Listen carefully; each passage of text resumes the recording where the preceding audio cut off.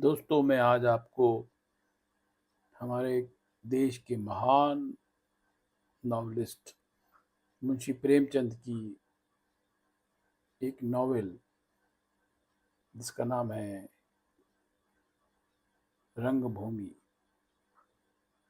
उसके बारे में कुछ समरी दूंगा। उसके बारे में रिसेंटली मैंने ये नॉवेल पढ़ा and I was much impressed by this novel. Very very excellent. और मुंशी प्रेमचंद जी के कहने के अनुसार he considers it to be his one of the best novels, rather best novel। रंगभूमि 1924 और 25 के ज़माने की स्टोरी है जो उन्होंने लिखी है। और इसके अंदर जो करेक्टर है, आप हैरान हो जाओगे ये बात जानकर कि इस नॉवेल का जो मेन करेक्टर है वो है सूरदास। सूरदास एक बेगर है, भिक्षा मांगता है and he is blind also. तो आप देखिए, the main character of the novel is Surdas who is A beggar, but incidentally he is also having 10 बीघा जमीन। 10 बीघा की 10 बीघा की उसकी खेत है जहाँ पर घास वगैरह उगती है और कहीं भी उसको वो अपने लिए यूज नहीं करता है, सिर्फ घास उगती है। और गांव वालों के आसपास के पांडेपुर गांव है वहीं पास में, साथ में ही एकदम वहीं पर, वहाँ के लोगों के गाय भैंस वगैरह वो सब वहाँ घास चरते हैं। वहाँ साथ में ही एक मंदिर है पांडेपुर में। वो लोग जो है उसके अंदर जब भी कोई लोग आते हैं वहाँ रुकने के लिए या कोई फंक्शन छोटा मोटा होता है तो वो उस जगह को यूज करते हैं, उसके खेतों को जो खाली हैं और वहाँ सिर्फ घास होती है। अब होता अचानक क्या है कि वहाँ का एक बहुत बड़ा इंडस्ट्रियलिस्ट जो उसकी पहले से ही एक लेदर का कारखाना है साथ में ही एकदम लगता हुआ, लेदर से रिलेटेड कार्य करता है वो, चमड़े का, जॉन सेवक। उसकी नज़र पड़ जाती है कि भाई ये जगह तो बहुत नज़दीक है मेरे वहाँ पर और बहुत शहर के पास में है and he wants to get this land, क्योंकि वो एक नई फैक्ट्री बनाने के प्लान कर चुका है जहाँ पर वो सिगार और सिगरेट बनाएगा। क्योंकि उस ज़माने में इंडिया में सिगार और सिगरेट बाहर से, इंग्लैंड से, वहाँ से इंपोर्ट होती थी, तो उसका प्लान था ये बनाएगा। और उसने पूरा उसका ड्राफ्टिंग, पूरी प्लानिंग सब कर चुका था। फंड्स कैसे अरेंज करने हैं वो भी लगभग उसने प्लानिंग कर चुका था। अब आगे ये होता है कि भाई ज़मीन मिल जाए, तो उसने पहले डायरेक्टली सूरदास को डायरेक्ट बात कराई अपने मैनेजर के थ्रू। उसका मैनेजर एक है जो है ताहिर, जो उसका चमड़े के काम को देखता है, और उसके दोस्त ने उसको बोला। लेकिन सूरदास जो कि भिक्षा मांगता है, he is not ready for that. वो चाहता है कि नहीं, मैं अपने पुरखों की ज़मीन नहीं बेचूंगा, ये उनकी है और मेरा इसमें कुछ नहीं है। और जैसे ये लोगों की सेवा के लिए काम आ रही है, गाय भैंस के लिए, और सब तरह से इसी तरह से ये चलनी चाहिए। बिल्कुल नहीं मानता। वो अच्छी कीमत देने को तैयार है, उसको काफ़ी ज़्यादा उस ज़माने के हिसाब से, लेकिन वो बिल्कुल तैयार नहीं है। लेकिन उसने, जॉन सेवक जो इंडस्ट्रियलिस्ट फैक्ट्री बनाना चाहता है, वो बहुत ज़्यादा स्ट्रॉन्ग माइंडेड है। वो कैसे तो भी उसकी ज़मीन को लेना ही चाहता है, क्योंकि वो देखा ये सबसे सूटेबल प्लेस है साथ में। तो क्या करता है वो, जो वहाँ का जो है महाराजा एक है, जो कुंवर सिंह, जो कि वहाँ का छात्री एक जगह है छतारी, उसके वो राजा हैं और अब वो म्यूनसिपल कॉरपोरेशन के हेड हैं। तो सोचता है उनसे किसी तरह से बात कर लो और वो जमीन में ले लो। वो भी पूरी तरह से पहले मेंटली रेडी नहीं है। Then he wants to put the pressure on him through the collector who is a British person whose name is Clark, Joseph Clark. तो वो उसकी, उनकी पहचान का है। जॉन सेवक इज ए क्रिश्चियन एंड उनके साथ उनकी पहचान है। वो चाहता है कि इसको वो उनके थ्रू एनीवे उसको प्रेशर डलवा के वो उसको लेने की कोशिश करता है। और अंततः वो उसको नोटिफिकेशन करवा के गवर्नमेंट की कि भी ये इंडस्ट्री लीगेज चाहिए, और उसको वो अख्तियार कर लेते हैं और उसको जॉन सेवर को अलॉट कर देते हैं। इस तरह से अब क्या होता है कि उसको सिर्फ एक माइनर सा कुछ मुआवजा मिलना है, जो कि गवर्नमेंट के हिसाब से काफ़ी कम है, लेकिन ही इज अगेंस्ट इट। सो वो पब्लिसिटी करता है कि भाई इन्होंने मेरी ज़मीन ले ली। He sings a songs and lot of people come together, very good singer, old this person, this blind person. तो सब लोगों को बता देते हैं कि भाई इन्होंने जो है मिलजुल के मेरी गवर्नमेंट ने ज़मीन ले ली है, जो मेरे साथ बहुत अत्याचार हो रहा है। और वो बहुत नाराज़ होते हैं लोग सब उसकी बात सुन के, और उसकी साथ सबकी सहानुभूति हो जाती है। एक तो वो बेघर है और गरीब है, और वो सब, पर एनीवे उसका कोई असर नहीं होता, वो जीत जाते हैं, वो उसको मिल जाती है। लेकिन सबका नाम, उनका जो म्यूनसिपल कॉरपोरेशन का हेड बने हुए थे महेंद्र कुमार जो हैं, कुमार सिंह, उनकी भी बहुत एक तरह से इंसल्ट होती है कि भाई ये लोग ऐसे ऐसा कर रहे हैं गरीब के प्रति, और सबकी एनीवे पर वो हो जाता है। लेकिन अब बात ऐसी है कि इसका स्टोरी के अंदर, नॉवल में, जो एक तो सबसे बड़ा करेक्टर ये है, टोटल इसके अंदर समरी ये है।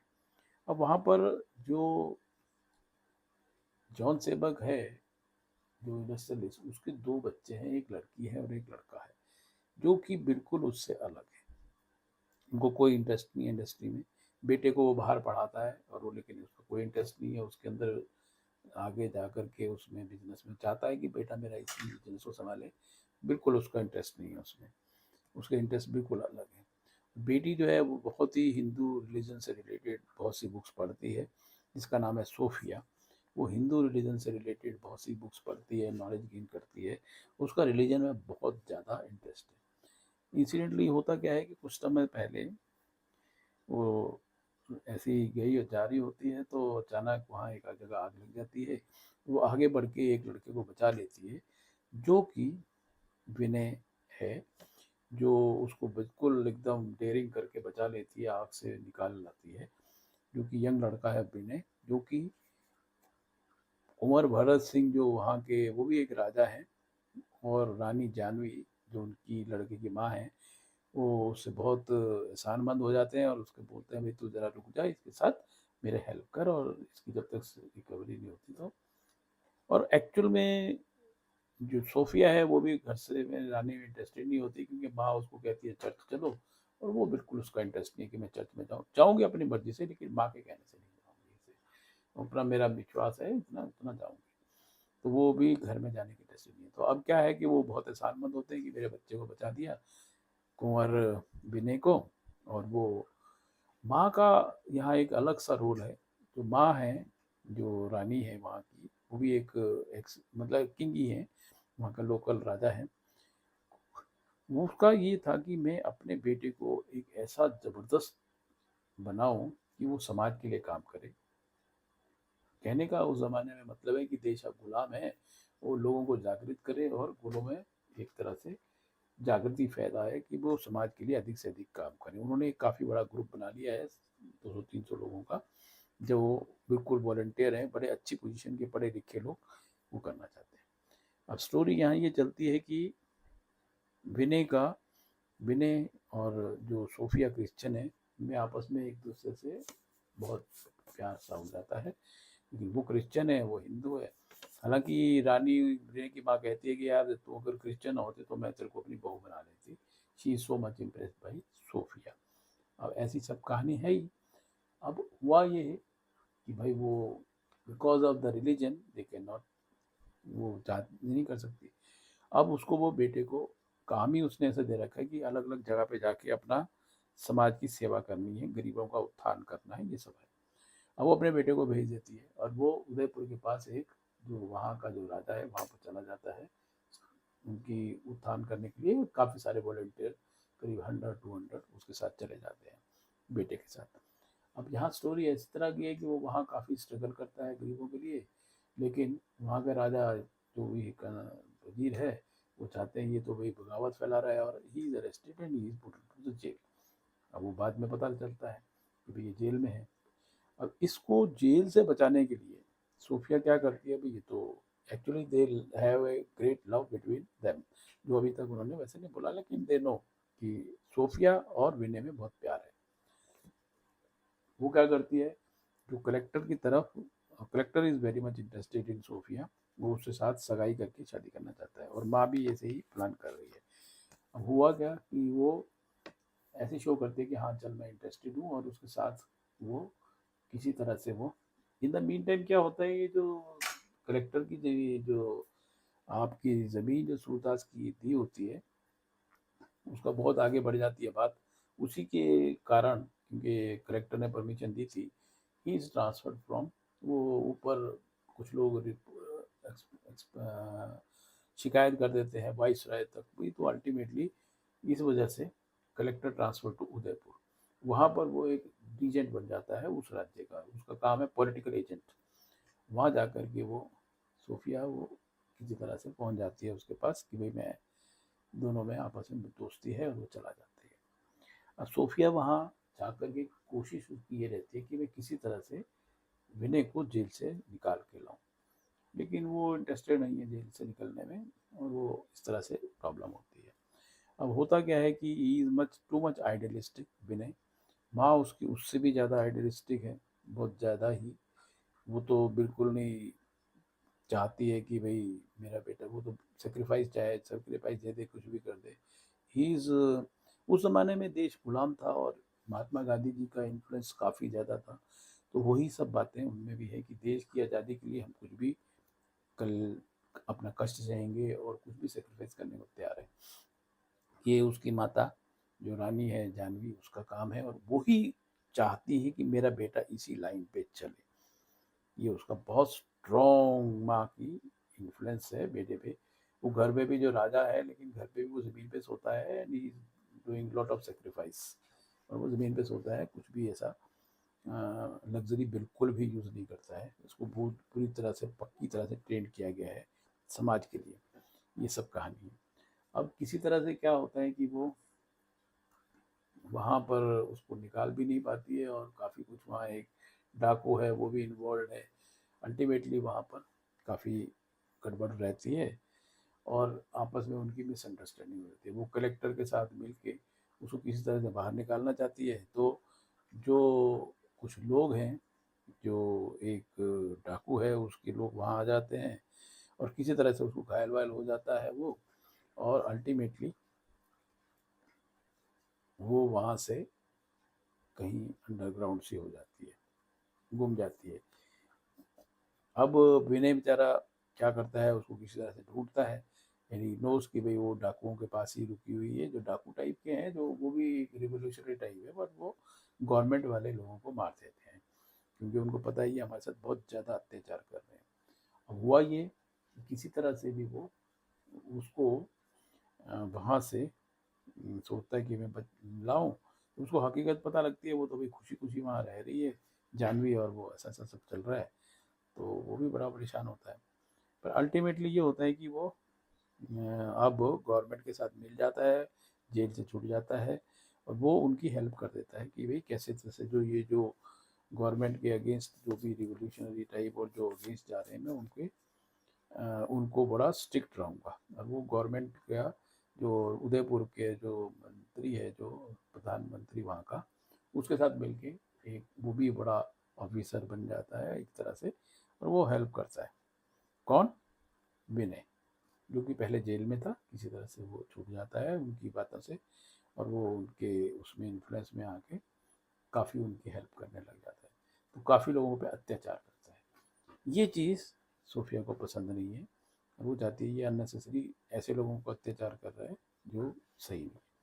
कहने का मतलब है, मैं कहानी को शॉर्ट करते हुए ये बोलूँगा कि वो बहुत आइडियलिस्टिक फ्रेम ऑफ माइंड में समाज का उत्थान के लिए, लोगों में जागृति पैदा करने के लिए काम करते हैं, लेकिन अल्टीमेटली वो देखते हैं कि भाई ये तो बहुत ही मामला कॉम्प्लिकेटेड हो गया।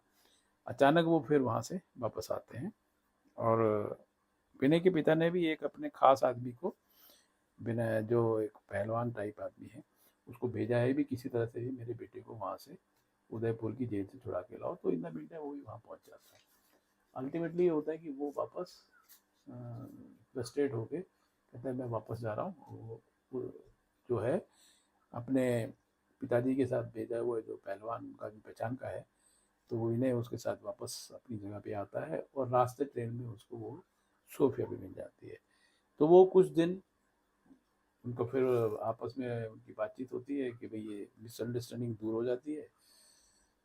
तो वो लगभग एक गांव में कहीं स्टेशन पे रुक जाते हैं और एक गांव में थोड़ा चल के वहां पर वो लगभग 1 साल ऐसे ही रहते हैं दोनों आपस में, और गांव वालों की सेवा करना ये सब। फाइनली फिर वो अल्टीमेटली अपने जहाँ पर वो है बनारस में, जहाँ पर पांडेपुर है, वहाँ पहुँच जाते हैं उस जगह पे। अब यहाँ कहानी ऐसे शुरू होती है कि ज़मीन तो हथिया ली गई है और लोग बहुत अगेंस्ट हैं कि भाई ये इस बेचारे की ज़मीन उठा ली है। वहाँ पर फैक्ट्री बनना शुरू हो जाती है, कंस्ट्रक्शन शुरू हो जाती है, और भी कई बीच में घटनाएं होती रहती हैं। और अल्टीमेटली बहुत वहाँ उथल पुथल चलती रहती है। फैक्ट्री चालू हो गई और फैक्ट्री चालू होने से माहौल पूरा बिगड़ गया। लोग जो वर्कर हैं वो दारू पीते हैं, कुछ करते हैं, कुछ छेड़ाखानी करते हैं लेडीज़ के साथ। अल्टीमेटली ये सब होता है।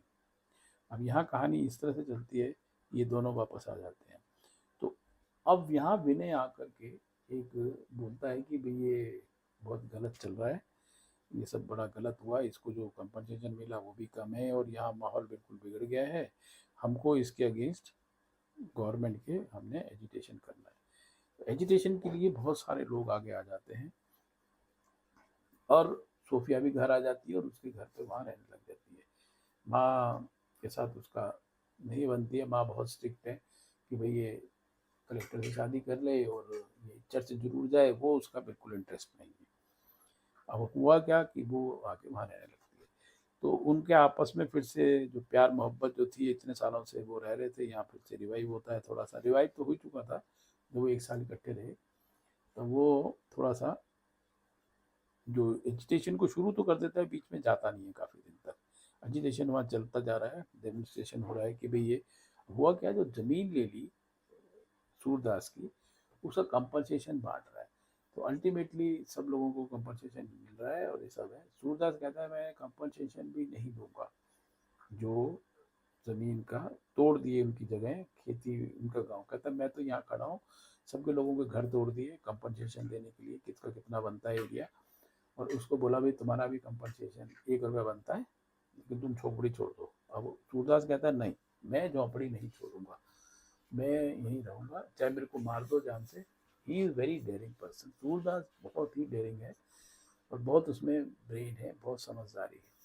सूरदास कहता है नहीं, मैं यहाँ से नहीं हटूंगा। वो कोशिश करते हैं, आपकी जो है गन्स वाले जो है आर्म्ड पुलिस वाले आते हैं, पहले पुलिस वाले आते हैं, आर्म्स वाले पुलिस वाले कुछ गोलियां भी चलाते हैं, कुछ लोग मर भी जाते हैं। लेकिन सूरदास कहता है मैं अपनी यहाँ से नहीं हटूंगा, तुमने जो करना है कर लो। हुआ क्या, अचानक फिर काफ़ी दिन तक चलता रहता है। सूरदास अपनी झोपड़ी भी जो कहाँ है खाली, जिसका कंपल्सन से 1 रुपया मिलना है उसको, वो नहीं छोड़ने को तैयार है। हालांकि जो उसकी ज़मीन बिकी थी उसका कंपनसेशन उसको मिला, जो भी उस ज़माने के हिसाब से इट वाज सब्सटेंशियल। उसने कहा नहीं मैं ये नहीं लूँगा, और उसने उसको आगे डोनेट कर दिया था। एक कॉज था जो उनका, उनके हिसाब से उसमें डोनेट कर दिया था, उसने वो भी नहीं लिया। मतलब he is such a great person कि जो कंपनसेशन उसको उस ज़माने के हिसाब से मिला गवर्नमेंट से, वो भी उसने नहीं दिया। लेकिन प्रिंसिपल का आदमी है, प्रिंसिपल पे बहुत अड़ता है और उसी के हिसाब से चलता है। अब उसने क्या किया कि नहीं, मैं कंपनसेशन 1 रुपया जो है वो भी मैं नहीं दूंगा। वो बड़े परेशान हो गए हैं, गन भी गोलियां भी चल गई। उसके बाद अगले दिन फिर आया कलेक्टर वगैरह ये सब, सुप्रिटेंडेंट पुलिस, उसने फिर गोलियों का ऑर्डर कर दिया कि मारो इनको। बट आर्मी वाला जो भी पुलिस वाले थे उन्होंने कहा भाई हम नहीं मारेंगे इनको, तुमने नौकरी से मेरे को जो करना है निकालना है, नुकूलना है, जो भी करना है, तो वो सब नहीं मानते और वो गोलियां मारना गन फेंक देते हैं, नहीं करते। और जो कलेक्टर है वापस फिर से इन द मीन टाइम, जो जोसेफ क्लार्क जो कलेक्टर पहले यहाँ था, बीच में उदयपुर चला गया, वो वापस यहीं फिर से आ जाता है कलेक्टर बन के यहीं पर बनारस में। और तो वो भी वहाँ अब बहुत दिन चलता है ये कुछ, वो देख रहे हैं कि इसका एक जो झोपड़ी है और उसको वो गिराने नहीं देता है और वो निकलता नहीं है।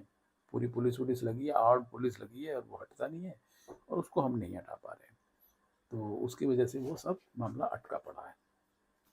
क्या था कि फैक्ट्री की जगह तो ले ली, अब ये कहानी इसलिए शुरू हुई थी गांव वालों की जगह लेने के लिए, जो जॉन सेवक हैं, कि जो स्टाफ क्वार्टर्स बनाने हैं उसको फैक्ट्री के लोगों के लिए, उसके लिए उसने नोटिफिकेशन लिखवा के कलेक्टर से पांडेपुर गांव को ही पूरे उसने खाली करवाने का ऑर्डर दे दिया और वो सारा का सारा गवर्नमेंट ने एक्वायर कर लिया।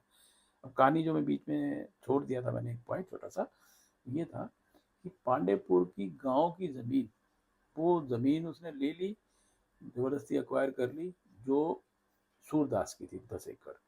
अब ये जो गांव था, यहाँ पर उसका प्लान था कि मैं जो फैक्ट्री में वर्कर हो गए हैं काफी सारे, उनके लिए रहने के लिए जगह यहाँ बनाऊंगा तो पास में, उसके लिए उसने पूरे पांडेपुर को अक्वायर करने का भी कलेक्टर से ऑर्डर करवा के ये कर रहा था। और उसके लिए वो पांडेपुर गांव के सारे लोगों को उन्होंने बोला निकलो, निकाल दिए, हटा दिए, उनकी जगह मकान तोड़ दिए और सबको हटा दिया वहां से। कंपनसेशन अभी नहीं मिला। हालांकि जो कमिश्नर थे म्यूनिसिपल कॉरपोरेशन के, उन्होंने फिर कहा कि मैं अपनी जेब से पैसे दूँ, उन्हें अपने फंड से लोगों को कंपनसेशन जो है वो दिया, क्योंकि अभी तक कलेक्टर ऑफिस से वो सैंक्शन भी नहीं होके आया था। ये सब समस्याएं थी, लेकिन ये तैयार नहीं था, तो ये सब चल रही थी स्ट्रगल। और हुआ क्या अचानक कि जो क्लार्क था, कलेक्टर, उसको बहुत गुस्सा चढ़ा, ये सब नहीं हो पा रहा और वो ना कोई गोली चला पा रहे ना कुछ कर पा रहे।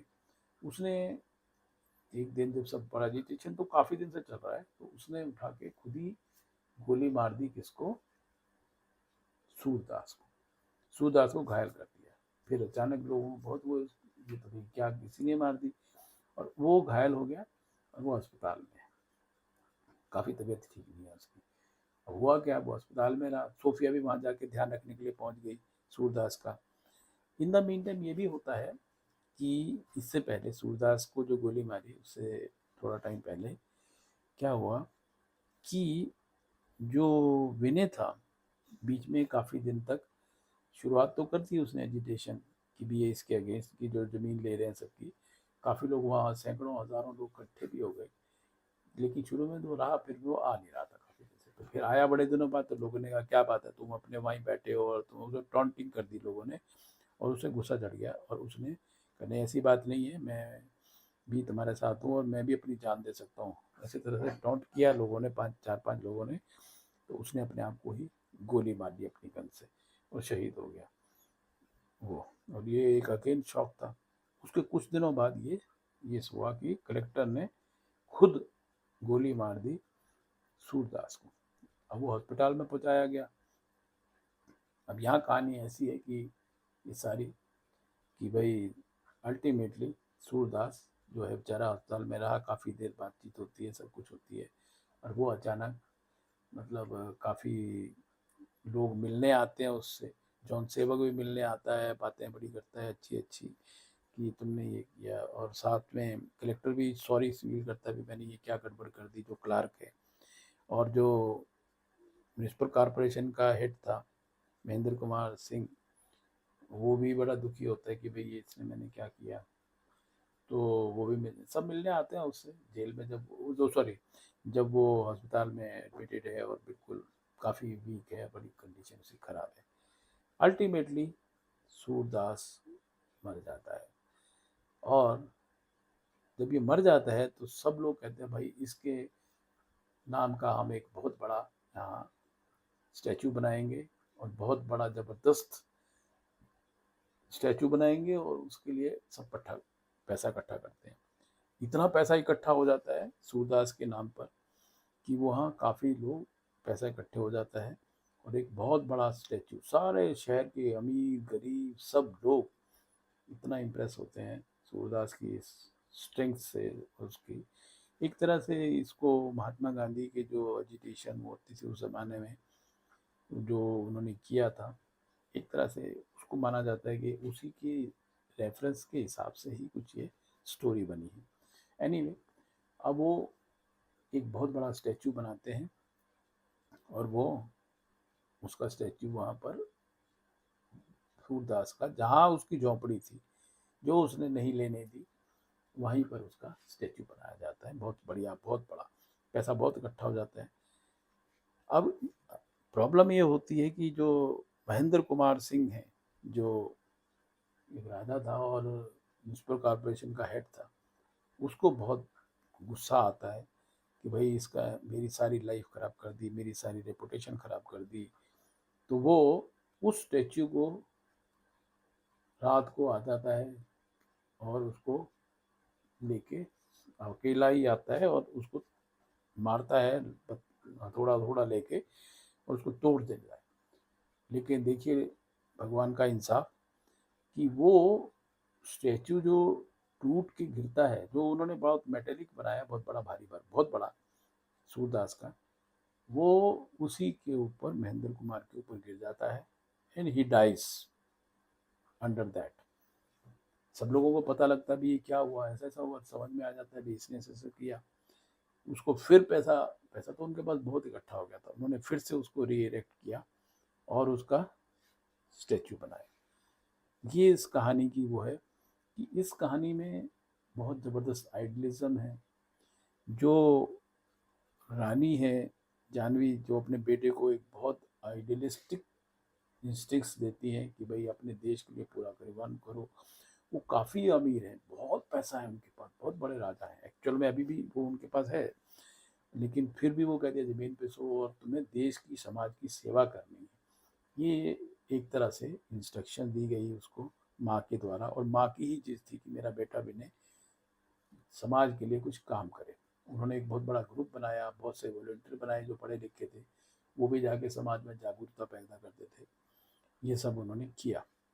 अब जैसे ये सब होता है उसके बाद फिर ये दिखाया है कहानी में कि जो रानी है, बेटा भी गुजर जाता है लेकिन she takes it with very strong strike. जैसे एक बहादुर माँ अपने बहादुर बेटे की सेक्रीफाइस के लिए परवाह नहीं करती हुई, चिंता नहीं करती है और बहुत बहादुरी से फेस करती है, वैसी ही वो माँ दिखाई है रानी जानवी। और कुंवर बहादुर सिंह उनके हस्बैंड हैं। तो उन्होंने ये दिखाया है कि देखो कितना देश के लिए सेक्रीफाइस कर सकते हैं, ऐसे उन्होंने काफ़ी लोग तैयार किए। और फाइनली बेटे के गुजरने के बाद वो खुद इसी काम को टेक ओवर कर लेती हैं देश के नौ पंजाब के एरिया में, और वहाँ पर वो जाती हैं। और लेकिन इसके अंदर कहानी जो है, कुंवर तो जो जिसको हमारे सोफिया और विनय जो आपस में प्यार करते थे, विनय तो अपने आप को शूट कर लेते हैं, पहले ही वो मर जाते हैं। तो ऐसे ही एक दिन उसकी माँ भी उसको कुछ टोंट मार देती है सोफिया को, और वो भी वहाँ जा कर के नदी में जा कर के अपनी जान दे देती है। तो सोफिया भी मर जाती है एंड में, विनय भी मर जाते हैं, महेंद्र कुमार जी मर जाते हैं, और जो हीरो है हमारे सूरदास वो भी मर जाते हैं। लेकिन अंत में जो आगे कहानी है उसमें ये है कि जो विनय की माँ रानी जानवी, जिन्होंने उसको बड़ी देशभक्ति के इंस्टिंक्ट दिए, बहुत स्ट्रांगली उसको बनाया, और वो इतना ज़्यादा स्ट्रांग थी कि बेटा मेरा देशभक्ति छोड़ के कुछ ना करे और कुछ करे तो मैं उसको खुद अपने आप मार दूंगी, इसी टाइम उसके डायलॉग्स वाली है। तो इस तरह का इन्होंने नॉवेल बनाया है, बहुत ज़्यादा स्ट्रॉन्ग करेक्टर्स हैं, हर तबके के लोगों के बारे में बहुत ज़बरदस्त बताया है। गरीब लोगों की थिंकिंग, पांडेपुर के जो लोग हैं वो कैसे आपस में लड़ते हैं, बिचिंग करते हैं, ये सब करते हैं, लेकिन अल्टीमेटली जब भी मौका आता है तो हेल्प भी एकदम कर देते हैं। ये सब है। कैसे एक जो मुस्लिम ताहिर है, जो मैनेजर है, वो कैसे अपनी फैमिली को, अपने छोटे भाई को पढ़ाता है, पुलिस का जो है पुलिस के अंदर थानेदार बनाता है, लेकिन वही उनको, उसकी घर के लोग उसको बिल्कुल धोखा दे देते हैं। ये सब कहानी में बड़ी अच्छी अच्छी बातें हैं। और मेन इसकी बात की है कि उस ज़माने में जो एक्चुअल रियल फैक्ट्स थे, चल रहे थे समाज में 1924-25 में, वो सारे इसमें दिखाए गए हैं। मेरे हिसाब से ये नॉवेल, जैसा कि मुंशी प्रेमचंद ने कहा कि ये अपने he thinks in this novel to be his best novel. मैंने भी जब देखा इसको, बड़ा नॉवेल है, 560 पेज का है, काफ़ी बड़ा है, बहुत डिटेल में है। मैं समझता हूँ कि ये पढ़ने लायक बहुत बड़ा बढ़िया नॉवेल है। इसको मुंशी प्रेमचंद की नॉवेल्स जो और भी बहुत से एक से एक सुंदर हैं, ऐसे नहीं है, पर ये भी अवश्य पढ़ना चाहिए। जो भी इसको पढ़ना चाहे इसको पढ़े, यही मेरी आपसे प्रार्थना ये है। मतलब मैं चाहता हूँ कि पढ़ो तो आपको मालूम पड़ेगा कि कैसे लोग थे, कैसी थिंकिंग थी और क्या उस ज़माने में। और मुंशी प्रेमचंद का क्राफ्ट नॉवल राइटिंग का, उसकी जो दिमाग, वो बहुत ही ज़बरदस्त है। उन्होंने जो करेक्टराइजेशन किया है, that is superlative, very good characterization of each and every character. सबकी थिंकिंग, सबके बारे में बताया है, इंडस्ट्रियलिस्ट, पॉलिटिशियन, कलेक्टर, गवर्नमेंट, और उनकी फाइट एक छोटे से बहुत ही गरीब, जो देख भी नहीं सकता और बेगर है, उसकी fight, something incredibly great, very great, very good. You must go and read it. You must know, must read this novel. Super excellent. Thank you. Thank you, friends.